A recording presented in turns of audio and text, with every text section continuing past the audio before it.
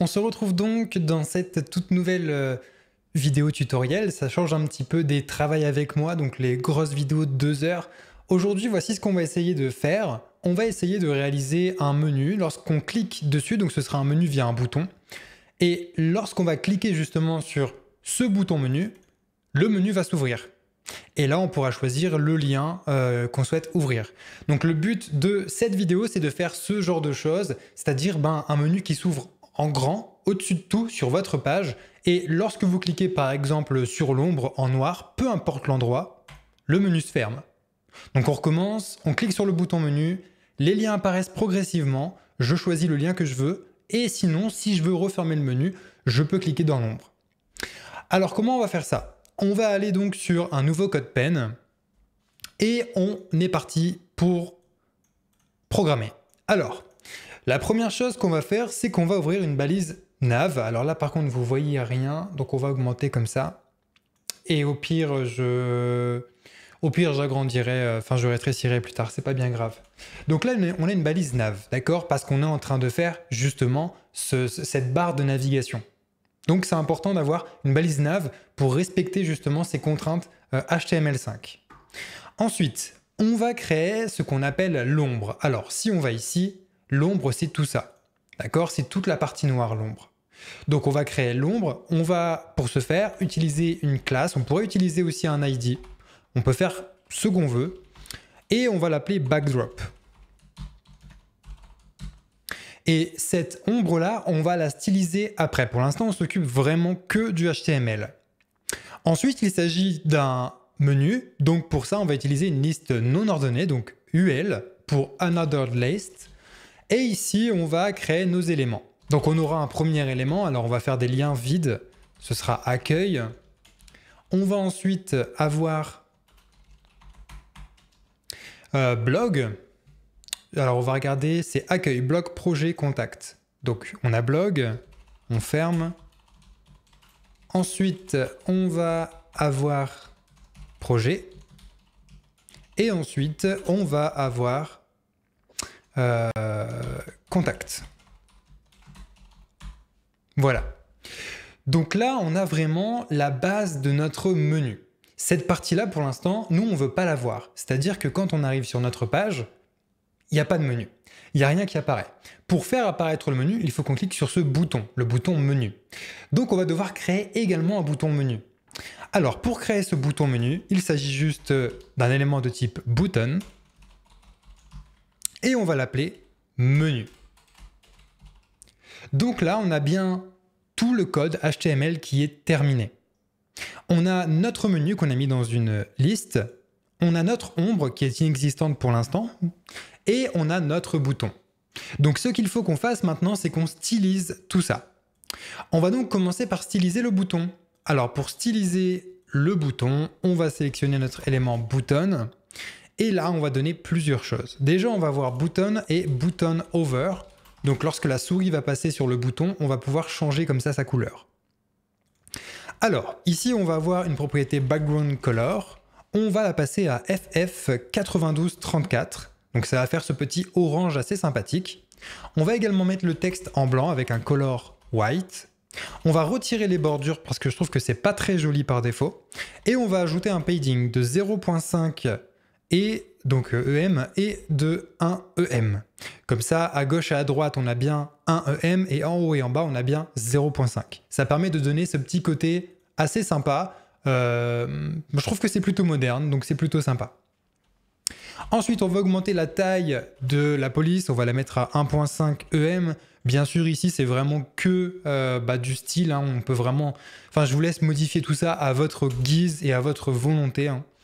On va également faire un border radius de 1 EM. Ça va permettre d'avoir cet effet bouton avec des coins très arrondis.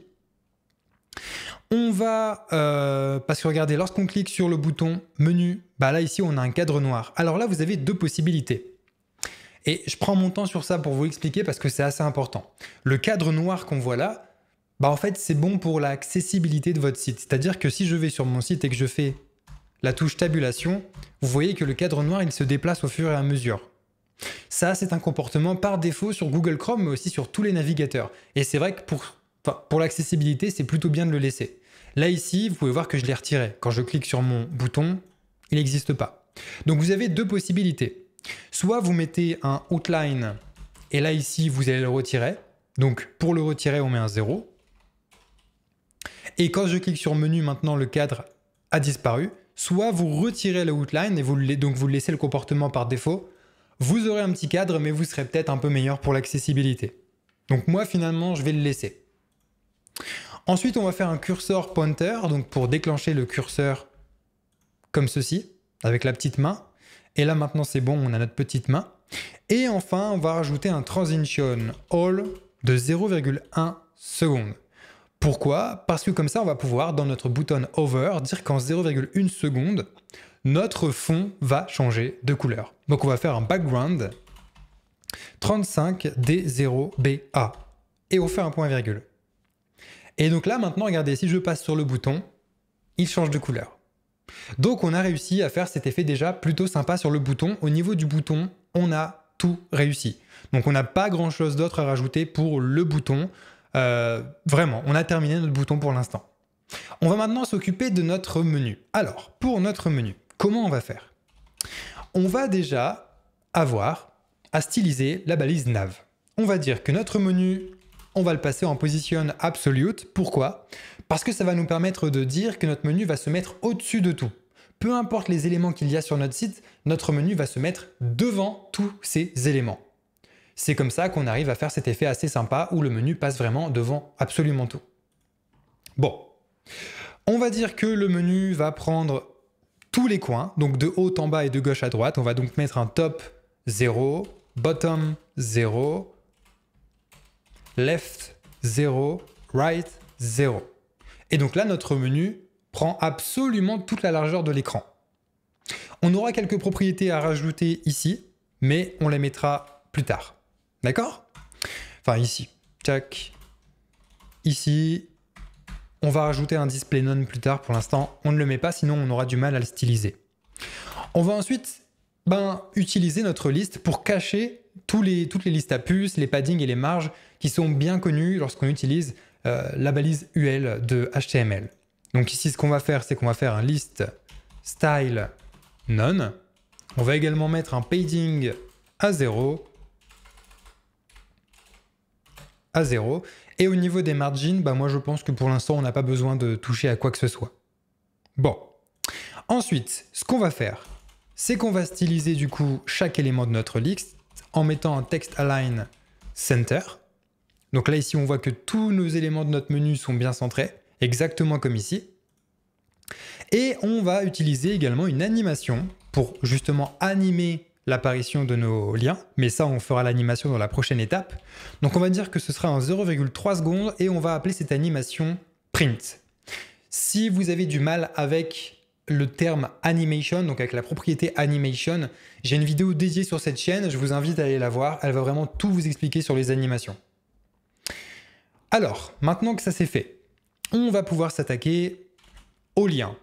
Donc pour ça, on va sélectionner nos liens, donc on va faire Yule, Li, A. On va dire que text decoration none. On retire ce petit trait bleu qui est vraiment disgracieux, qui n'est pas beau. On va faire également un font size de 3 EM, histoire d'avoir vraiment des gros liens dans notre menu. Et on va utiliser text transform uppercase, ce qui va nous permettre d'avoir nos lettres en majuscules. Voilà. On va également tout de suite modifier la police utilisée, donc nous ce sera Arial. Voilà. Et donc là, maintenant, on a vraiment une grosse police. Il manque plus qu'à mettre tout ça en gras avec un font weight bold. Et là, on a notre menu qui est en gras. Je trouve que c'est quand même beaucoup plus sympa. Alors, maintenant que ça c'est fait, on devra aussi rajouter ici un color white, mais on le fera après parce que sinon on ne pourra pas voir comment se passe, comment on transforme notre menu. Donc on va le faire plus tard. Là, on va s'occuper de la partie avec le hover. Quand on va passer sur un lien du menu, on veut... Oula, non, annulé. Quand on va passer sur un lien du menu, on veut que ce soit de couleur orangée. Alors, comment on va faire ça? On va dire que ce sera un color FF9234, soit exactement la même couleur que notre bouton ici. Lorsque je passe sur mes liens, on voit que ça réagit déjà comme ce qu'on avait ici. Donc on avance super bien. Génial. Il faut juste qu'on continue comme ça. Il ne nous reste aussi plus qu'à créer donc maintenant la classe Open. Ce sera une classe qu'on va ajouter sur notre menu et qui va nous permettre, donc grâce à JavaScript, on va utiliser JavaScript dans ce tutoriel, et qui va nous permettre, mais vous allez voir c'est très simple, même si vous ne connaissez pas très bien JavaScript pour certains, vous allez voir je ne vais pas vous perdre. Mais en tout cas cette classe va nous permettre donc de centrer l'ensemble. Donc on va faire un display flex, justify content center et align items center. Ça va nous permettre de centrer grâce à Flexbox. Si vous avez du mal avec Flexbox, je propose un cours entier sur Flexbox, enfin notamment sur Flexbox, dans la formation HTML5 et CSS3, la formation ultime. Je vous invite à aller voir ça. Et donc là, ici, ça va tout centrer lorsqu'on va appliquer la classe Open sur notre menu. Pour l'instant, on ne l'a pas fait. Donc c'est normal qu'on ne voit pas vraiment de différence. Bon, et si on s'attaquait à notre ombre? Donc on a bien notre classe Backdrop qui est ici. Il serait quand même temps qu'on s'en occupe. Donc, on va dire que notre classe Backdrop, elle va être constituée d'une position absolute, parce qu'on veut que notre ombre passe également devant absolument tous les éléments. On va refaire comme l'autre, donc comme pour la balise nav, jusqu'ici, juste ici, on va dire top, bottom, left, right à 0, histoire que ça prenne vraiment tout l'écran. Donc top, bottom, left, right, 0. Et on va donner une couleur à tout ça. Donc moi personnellement, je ne me suis pas embêté. J'ai fait une couleur RGBA et j'ai dit que ce serait du noir, donc 0,00, avec une opacité de 0,9, donc de 0,9. Et comme ça, on a notre petite ombre qui est ici et je trouve que c'est plutôt sympa. Pareil, on va faire un cursor pointer. Pourquoi? Parce que ça va nous permettre d'avoir justement notre souris qui va être en forme de... comme si on cliquait sur un bouton ou sur un lien. Et donc l'utilisateur va plus facilement comprendre qu'il peut cliquer sur l'ombre et qu'il va se passer quelque chose.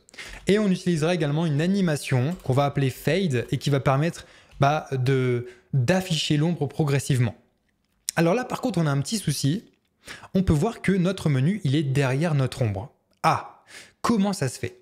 Eh bien, en fait, pour résoudre ce problème, il va falloir que nous allions dans notre...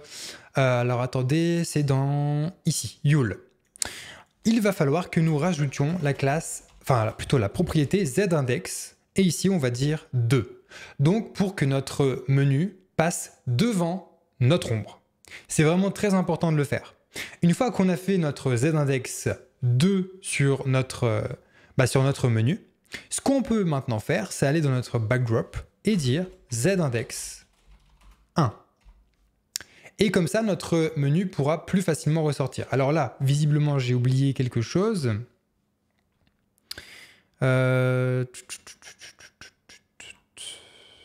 J'ai dû zapper quelque chose.